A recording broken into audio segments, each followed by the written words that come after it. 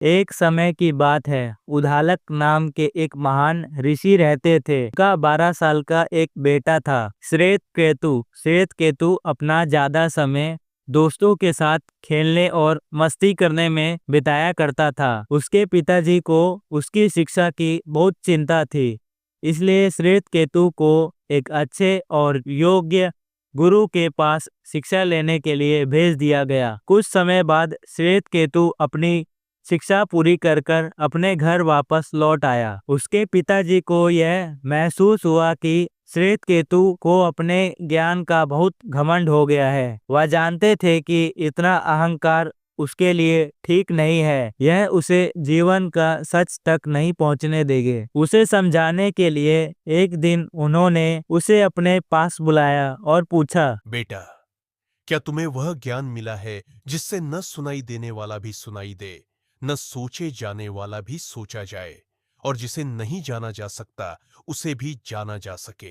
श्वेतकेतु के पास अपने पिताजी के इन सवालों का जवाब नहीं था। पिताजी ने उसे समझाते हुए कहा, इस मिट्टी को देखो, जब कुम्हार इससे घड़ा बनाता है तो इसका रूप और आकार बदल जाता है, पर असल में वो घड़ा होता तो मिट्टी ही है। इसी तरह इस संसार की सारी चीजें उसी एक भगवान के अलग अलग रूप, रंग और आकार है। सबके मूल में वही एक भगवान है। जिस तरह मिट्टी के बिना घड़ा नहीं हो सकता, उसी तरह भगवान के बिना ना तो यह संसार हो सकता है और ना ही इस संसार की कोई चीज। तुम भी भगवान का ही एक रूप हो, श्वेतकेतु। आश्य उद्दालक ने श्वेतकेतु से कहा कि मिट्टी के ढेले के बारे में जानकर हम उससे बनी हर चीज के बारे में जान सकते हैं, क्योंकि मिट्टी से बनी हर चीज का मूल तो मिट्टी ही है। श्वेतकेतु उनकी बात समझ गया, पर वह चाहता था कि पिताजी यह साबित करे कि हर चीज में भगवान है। पिताजी ने उसे बरगद के पेड़ का एक फल दिया और उसे काटने को कहा। श्वेतकेतु ने ऐसा ही किया। पिताजी ने उससे पूछा, फल के अंदर क्या है? श्वेतकेतु ने कहा, इसमें बीज है पिताजी।